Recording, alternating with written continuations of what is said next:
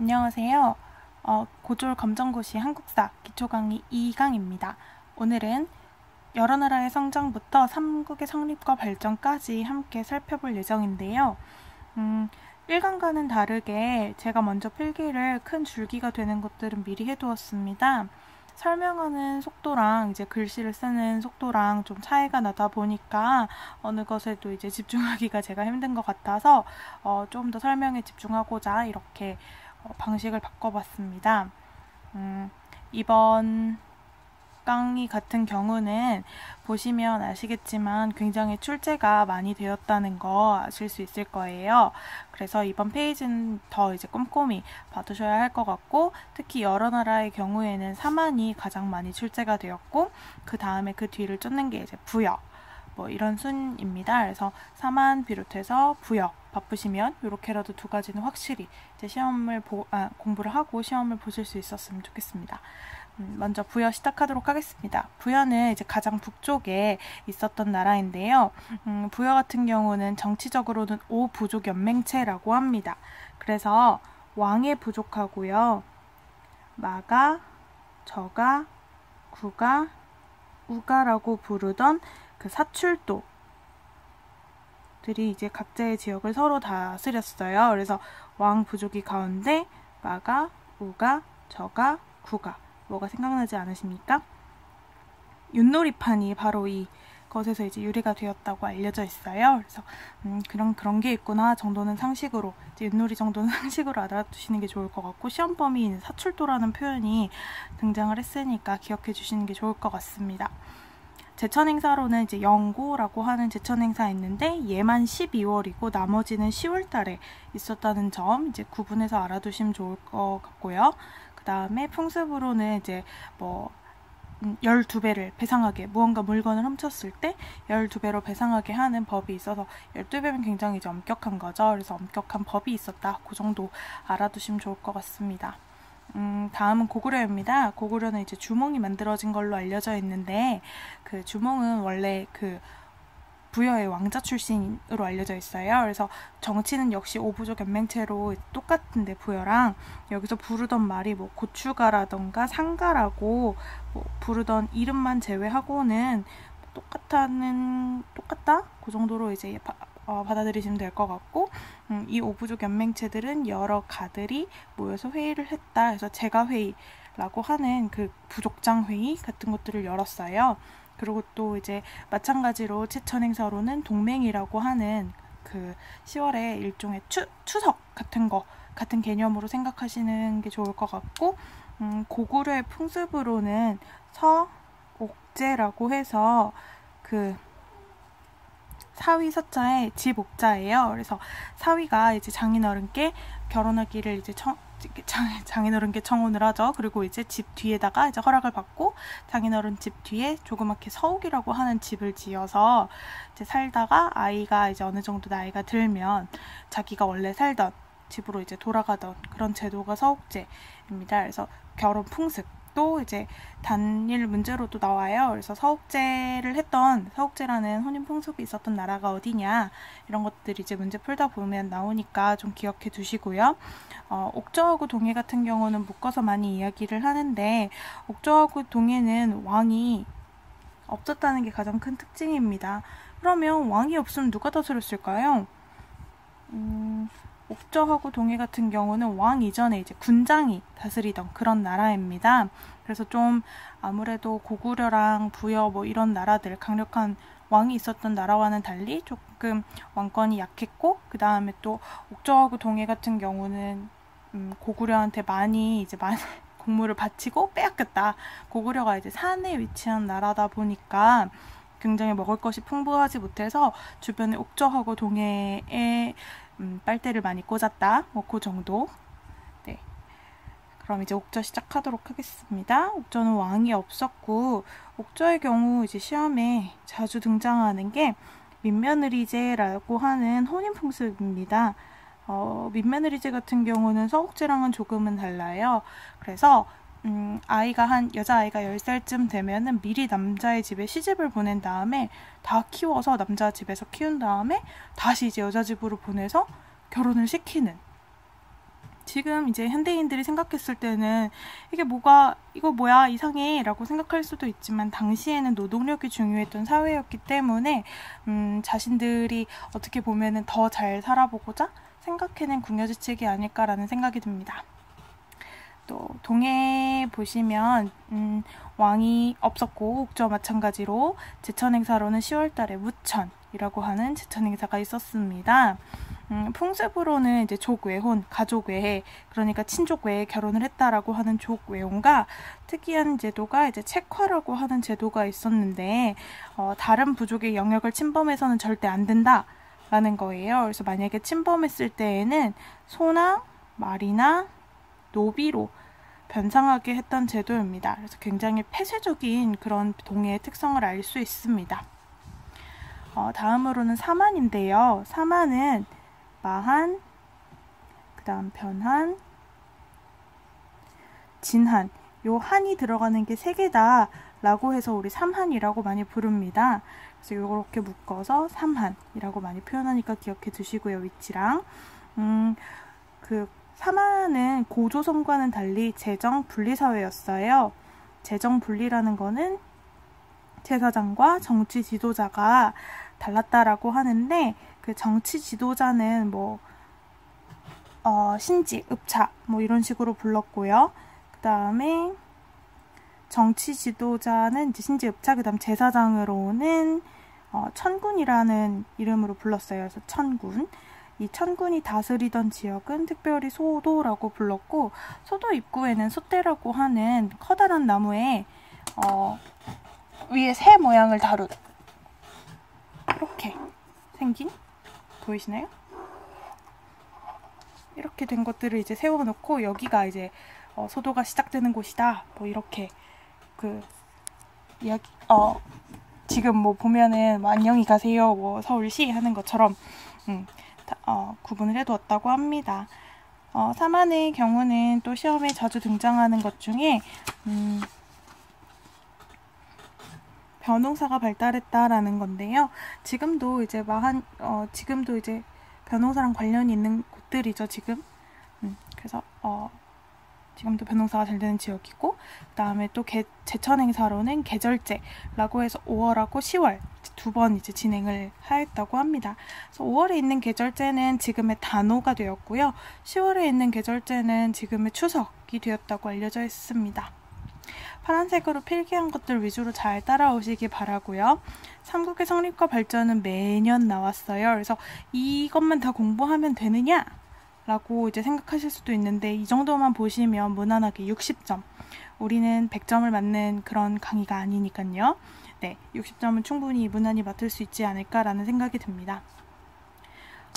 고구려는 이제 주몽이 만들었고, 백제는 주몽의 아들로 알려진 온조가 만들었고, 신라는 이제 박혁거세, 박을 닮은 아래서 태어났대요. 그래서 성이 박씨래요. 박혁거세가 이제 건국한 나라죠. 고구려의 경우는 주몽이 처음에 졸본 지역에 자리를 잡았는데, 이 졸본이 굉장히 좁고 교통이 불편했대요. 그래서 2대 왕인 아들 유리왕이 국내성으로 이사를 했고, 꽤 오랫동안 유지를 하다가, 여기는 이제 압록강 주변인데 유지를 하다가 나중에 이제 장수왕이 남진 정책을 통해서 영토를 확장하면서 평양성, 지금의 평양입니다. 평양성으로 이제 천도를 하게 됩니다. 백제는 이제 고구려만큼 고구려처럼 이제 3번 이동을 하게 되는데, 백제는 처음에 이제 위례성 하기도 하고 한성 하기도 하는데, 2가지 이름 다 알아두시는 게 좋을 것 같고요. 그 다음 위례성이 자리를 잡았는데, 장수왕이 이제 남진 정책으로 인해서 한강을 차지하게 되자 웅진성으로 이사를 가게 됩니다. 웅진성은 지금의 충청남도 공주 지역입니다. 밤으로 유명한. 그 다음에 이제 나중에 백제 상왕이 나 새로 나라를 잘 일으켜 볼 거야 라는 새로운 마음, 새로운 다짐으로 사비성으로 이사를 가게 됩니다. 사비성은 지금의 충청남도 부여 지역입니다. 신라는 처음 세워졌을 때부터 나라가 망할 때까지 경주, 유명하죠? 수학여행으로 또 많이 가는, 경주 하기도 하고 서랍을 하기도 하고 금성 하기도 하고 다 같은 표현입니다. 그래서 그냥 다 경주를 뜻하는 말이구나, 그 정도 하시면 될 것 같고, 하나씩 다시 해보자면 고구려는 이제 1세기 태조왕 때 중앙집권 국가의 기틀을 마련했다. 뭐 그 정도? 근데 태조왕 자체가 많이 나오진 않았는데 너무 이제 밋밋해서 일단 넣어봤고요. 신라 같은 경우는 이 무렵에 박격거세의 후손인 박씨, 그 다음 석탈의 후손인 석씨, 그 다음에 김할지의 후손인 김씨, 요 세 성이 돌아가면서 왕위를 차지했대요. 이상하죠? 그러다가 나중에 4세기쯤 되면 내무랑 때 김씨가 왕위를 이제 완벽하게 세습을 하게 됩니다. 그래서 그 전까지는 박석김 세성이 돌아가면서 왕위를 차지했다. 이 표현이 검정고시 기출문제에 나왔던 그런 표현이고요. 가장 먼저 이제 전성기를 맞이하는 나라는 그 백제인데요. 백제 같은 경우는 고이왕 때 율령을 반포합니다. 율령은 지금의 법하고 이제 국가 시스템을 이제 다뤄놓은, 잘 정리해놓은 그런 문서 정도로 생각하시면 될 것 같아요. 관등, 관복, 그 관리들의 옷 색깔, 관리들의 등급을 지정해 놓으니까 굉장히 왕권 강화하고도 관련이 있겠죠. 그 다음에 이제 마한의 작은 나라 중에 그나마 좀 힘센 축에 속했던 목지국을 자기네 땅으로, 백제 땅으로 만들게 됩니다. 그리고 여기 보시면 네모 테두리 쳐 있는 게 가장 전성기 때의 나라와 전성기 때 그 왕들 이랑 관련해서 특별히 보시라고, 특별히 눈여겨보시라고 이렇게 표시를 해뒀어요. 그래서 보시면 될 것 같아요. 4세기에 이제 고구려 소수림 왕은 불교수요, 율령반포, 태약 설립에 이제 3가지 업적을 남겼고, 근초고왕 하다가 넘어갔군요. 근초고왕은 이제 영토가 가장 최대였다. 그 다음에 중국의 요소 산둥, 일본의 큐슈 지역으로 진출했다라고 이제 많이 표현을 합니다. 그래서 화살표가 뭐 이렇게, 그다음 뭐 이렇게 나간 그 지도를 보신 적이 있을 거예요. 한강 차지하고 이만큼 해서 이게 다 이제 백제가 제일 잘 나갔을 때 지도이니까 뭐 지도를 주고 이 시기에 있던 일로 옳은 것은 틀린 것은 하는 문제가 나올 때는 꼭 이제 이 지도, 이 글 잊지 마시고 이제 푸셨으면 좋겠습니다. 침류왕은 사실 왕을 횟수로 2년 정도밖에 안 했던 왕인데 불교를 수용했기 때문에 저희 좀 기억해야 하는 왕 중에 하나입니다. 이렇게 보시면 백제는 잘 나갔을 때 끝. 이 무렵에 이제 고구려는 했고요. 내무랑 같은 경우, 신라 내무랑 같은 경우는 외구, 일본 해적이 쳐들어왔을 때 자체적으로 이걸 방어하는 시스템이 좀 부족했던 것 같아요. 그래서 고구려 광개토 대왕에게 SOS를 쳤어요. 그래서 고구려 광개토 대왕은 신라에게 도움을 줬고, 이 증거물이 우리 호음영 그릇이라고 하는 백반집 가면 주는 그런 밥그릇처럼 생긴 그런 유물이에요. 그래서 나중에 그 카페에 자료라는 이름으로 이제 따로 올려놓을 테니까 한번 같이 보시는 게 좋을 것 같아요. 내무랑은 이제 김씨가 왕위를 세습하게 되었고, 마립간이라고 하는 칭호를 사용합니다. 마립간. 잘못 썼어요. 마립간. 네. 마립간은 대군장, 큰 군장이다 라는 그런 의미예요. 그래서 아직 왕이라는 말이 들어오지 않아서 그랬는지 그 마립간이라고 하는 칭호를 사용했고, 정식적으로 왕이라고 하는 건 이 지증왕 때부터 시작을 하게 됩니다. 다시 이제 5세기 때 제일 잘 나간 고구려입니다. 고구려 이제 광개토 대왕하고 장수왕은 아버지하고 아들 관계인데 둘이 합쳐서 100년이나 고구려를 다스립니다. 그래서 아버지 광개토 대왕이 한 18년 정도, 그 다음에 남은 건 이제 아들 장수왕이, 그래서 장수하셔서 이름이 장수왕입니다. 진짜예요. 광개토 대왕 같은 경우는 뭐 만주벌판 달려라 광개토 대왕 할 때 그 만주벌판, 그 다음에 신라의 도움을 주었다. 이 신라는 이 내무랑 때 이 외구를 격퇴하는 과정을 이야기하는 거고요. 아들 장수는요, 조금 더 남진 정책을 효과적으로 하고자 평양으로 천도합니다. 천도는 나라의 수도로 옮기는 걸 천도라고 불러요. 그 다음에 남진 정책, 남쪽으로 진출하겠다라는 의미고, 아버지의 업적을 기리는 광개토 대왕 릉비, 그 다음에 한반도에 남아있는 고구려 유일한 비석이에요. 충주 고구려비. 뭐 과거에는 뭐 중원 고구려비라고도 했는데 중원이라는 표현 요즘 잘 안 써서 충주 고구려비라는 표현으로 이제 많이 쓰더라고요. 그래서 나라가 이렇게, 그때는 가야까지 있었으니까 이렇게 고구려 영토가 있던 시기가 이제 5세기. 광개토대왕 장수왕 때입니다. 자, 이 시기에 이제 장수왕 때문에 나라의 수도를 빼앗긴 백제를 보도록 하겠습니다. 백제는 이때 이제 웅진으로 이제 헐겁지겁 이사를 하게 되고요. 다시 이제 무너져버린 나라를 되살리고자 무령왕이 애를 씁니다. 그래서 지방에 22담로라고 하는 특별한 행정기구를 만들어서 왕권 강화를 위해서 이제 노력을 했고, 무령왕릉은 이제 무령왕이 묻힌 건데, 무령왕릉이 중요한 이유는 중국의 남조의 영향을 받았기 때문이에요. 그래서 벽돌을 켜켜이 쌓아가지고 만든 무덤입니다. 그래서 이것도 함께 카페에 그 자료라는 이름으로 올려둘 테니까 같이 봐주세요. 그 다음에 신라로 넘어가면, 신라는 이전까지는 다양한 이름으로 불리다가 이때 이제 신라라는 국호를 사용하게 되고요. 이때 지증왕 때 우상국을 정벌합니다. 우상국은 지금의 울릉도인데, 이때부터 독도는 우리 땅이 되죠. 그래서 512년에 우리 땅이 되었다라고 이제 알려져 있는데, 이 이야기를 하는 이유는 시대를 뛰어넘는 문제로 독도를 물어보는 문제가 나와서 한번 언급드렸습니다. 이후에 이제 법흥왕 때가 되면은 금관가야를 멸망시키고요. 그 다음에 불교를 공인하게 됩니다. 그러면서 율령도 반포하게 되죠. 삼국시대 불교 같은 경우는 굉장히 중요한 역할을 했다고 해요. 이 불교 자체가 종교이기도 하지만 그 전에 샤머니즘, 토테미즘 이런 것들에 비해서 굉장히 고등 종교였기 때문에 백성들의 그 정신 세계를 통합할 수 있는, 다음 또 왕권을 강화할 수 있는 좋은 그런 종교였다고 합니다. 6세기 성왕으로 넘어가게 되면, 성왕은 무너져버린 나라를 진짜 제대로 다시 세워보겠어 라는 마음으로요, 사비성으로 천도합니다. 사비성은 앞에서 말씀드렸다시피 부여입니다. 그러면서 나라 이름을 일시적으로 남부여로 고쳤다라는 거, 그 다음에 불교를 역시 일본에 전파했습니다. 그래서 그냥 그렇구나 정도로 봐주시면 될 것 같고, 이때 이제 성왕 때 진흥왕이 이제 같은 시기의 왕이었는데, 성왕하고 진흥왕이 이제 고구려에 빼앗긴 그 땅을 이제 되찾고 그래서 이 둘이 동맹을 맺어요. 근데 사실 동맹은 훨씬 그 전부터이긴 하지만, 그래서 이제 실질적으로 군사적인 행동으로 이어지는 거는 성왕 때랑 성왕이랑 진흥왕인데, 진흥왕 같은 경우는 화랑도를 개편하고, 화랑도는 지금의 컵스카웃, 보이스카웃 정도로 이제 생각하시면 될 것 같아요.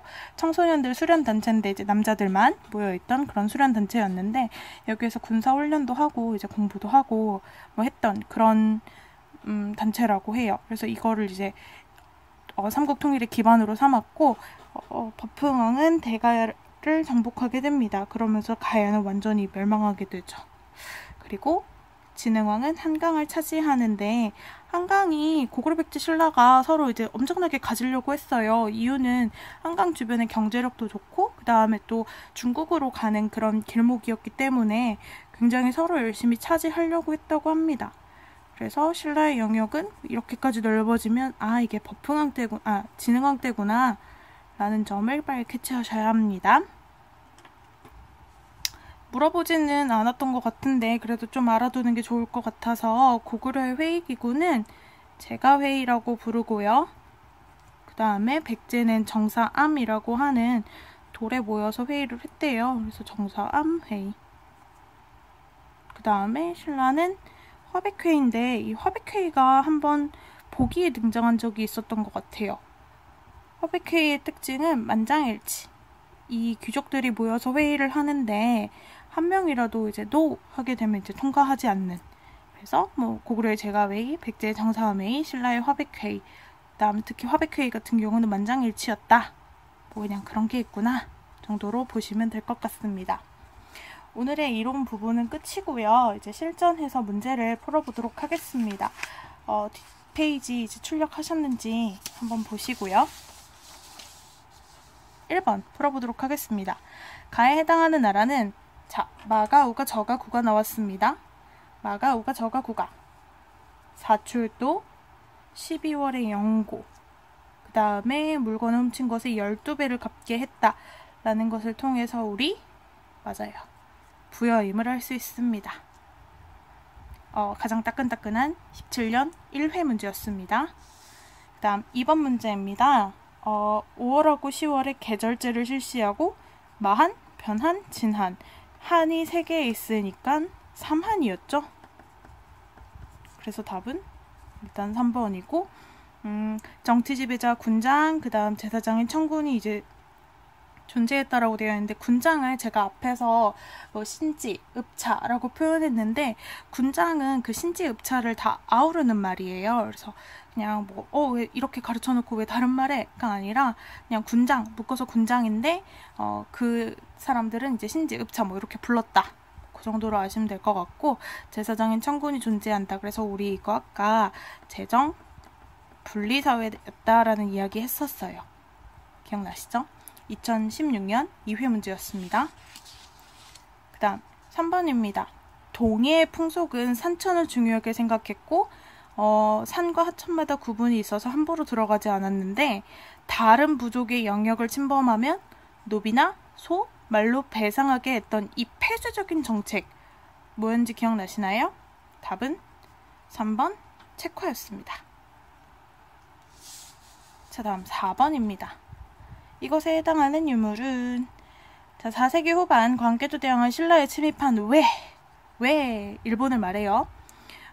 왜를 격퇴했는데, 이 과정에서 고구려가 한반도 남부까지 영향을 미치게 되었는데, 이 유물은 당시 신라하고 고구려의 관계를 보여줍니다. 이것은 호우명 그릇이고요. 가끔 이제 호우명 그릇만큼 이제 시험에 자주 출제되는 게 칠지도인데, 칠지도 같은 경우는 백제하고 왜의 관계를 보여주는 그런 유물입니다. 그래서 가지가 7개여서 칠지도고, 백제가 일본에게 왜에게 준 거여서 지금도 이제 일본에 보관이 되어 있어요. 그래서 여기 글자에 이제 글자를 몸통에다가 새겨가지고 백제 왕이 일본한테 줬다, 우리는 줬다 라고 이 한자를 해석하는데, 일본은 고추고도 바쳤다 라고 해석을 해서 좀 문제를 일부러 일으키고 있는 유물 중에 하나가 이거입니다. 그래서 이 부분에서는 서로의 관계를 물어보는 문제가 많이 이제 출제가 될 수 있으니까 유물 그림하고 그 다음에 어떤 나라와 관계가 있는지 정도 기억하시면 좋을 것 같습니다. 다음 5번입니다. 5번 가에 들어갈 백제왕입니다. 백제왕 사비로 천도했고요. 나라 이름을 남부여로 고쳤고 한강 하류 지역을 되찾았던 왕, 새로운 마음으로 이사갔던 그 왕입니다. 신문왕은 통일신라 시대의 왕이고요. 그 다음 장수왕하고 광개토 대왕은 고구려 때 왕이라 사실은 이 세 사람이 백제 사람이 아니라는 것만 알면은 충분히 풀 수 있는 그런 문제였습니다. 다음으로 넘어가겠습니다. 마지막 6번. 다음에 들어갈 나라는 진안의 소국인 사로국에서 시작됐고요. 박석김 세성씨가 번갈아 왕이 됐고요. 나중에는 김씨가 왕위를 독차지하게 되었어요. 이 나라는 신라였고, 이 김씨 처음으로 완벽하게 차지한 왕은 내무왕이었습니다. 기억나시죠?